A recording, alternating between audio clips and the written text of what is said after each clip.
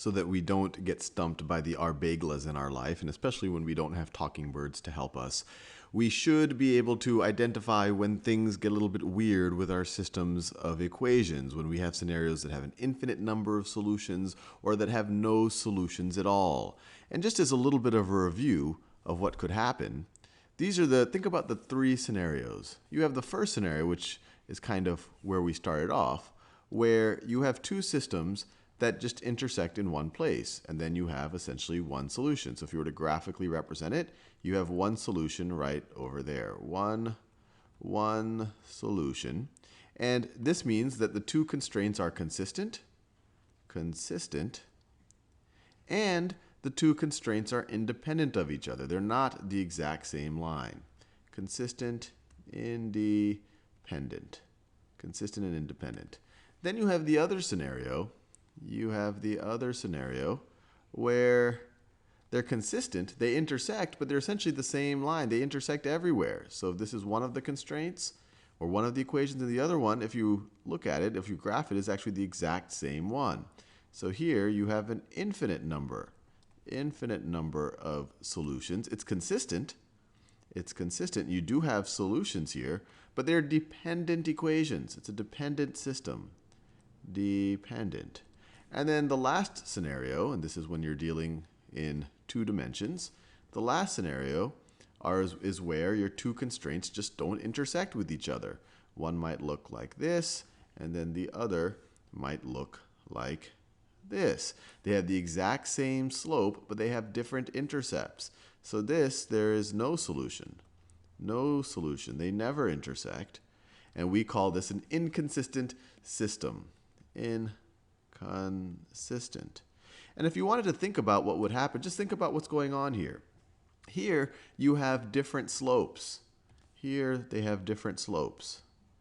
And if you think about it, two different lines with different slopes are definitely going to intersect in exactly one place. Here they have the same slope and same y-intercept. Same slope and same y-intercept. So you have an infinite number of solutions. Here you have the same slope, but different y-intercepts, and you get no solutions. So the times when you're solving systems where things are going to get a little bit weird are where you have the same slope. And if you think about it, what defines the slope, and I encourage you to test this out with different equations, is when if you have your x's and y's, or you have your a's and b's, or you have your variables on the same side of an equation, where they have the same ratio with respect to each other. So with that, kind of keeping that in mind, let's see if we can think about what types of solutions we might find. So let's take this down. So they say determine how many solutions exist for the system of equations. So you have 10x minus 2y is equal to 4, and 10x minus 2y is equal to 16. So just based on what we just talked about, the x's and the y's, they're on the same side of the equation, and the ratio is 10 to negative 2. 10 to negative 2, same ratio. So something strange is going to happen here. But when we have the same kind of combination of x's and y's in the first one, we get 4, and on the second one, we get 16. So that seems a little bit bizarre. Another way to think about it, we have the same number of x's, the same number of y's, but we got a different number on the right-hand side. So if you were to simplify this, and we could even look at the hints to see what it says, you'll see that you're going to end up with the same slope, but different y-intercepts. So we convert both the slope-intercept form right over here, and you see the blue one is y is equal to 5x minus 2, and the green one is y is equal to 5x minus 8. Same slope, same ratio between the x's and the y's, but you have different values right over here. You have different y-intercepts. So here you have no solutions. No solutions. That is this scenario right over here if you were to graph it. So no solutions. Check our answer. Let's go to the next question. So let's look at this one right over here. So we have negative 5 times x and negative 1 times y.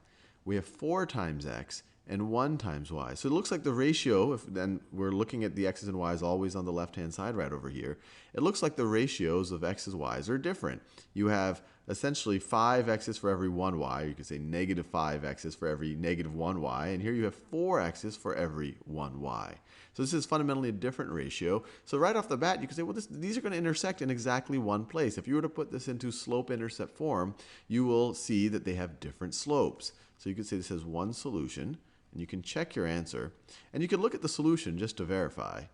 So, and I encourage you to do this. So you see the blue one, if you put in the slope-intercept form, negative 5x plus 10. And you take the green one into slope-intercept form, negative 4x minus 8. So different slopes, they're definitely going to intersect in exactly one place. You're going to have one solution. Let's try another one.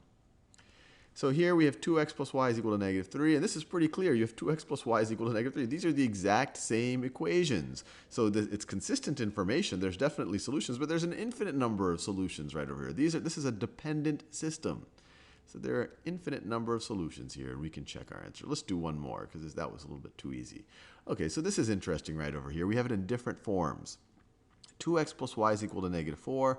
Y is equal to negative 2x minus 4.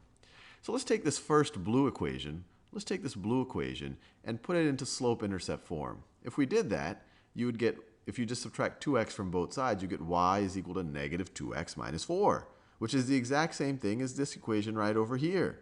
So once again, they're the exact same equation. You have an infinite number of solutions. Check our answer, and you can look at the solution right here. You convert the blue into slope-intercept, you get the exact same thing as what you saw in the green one.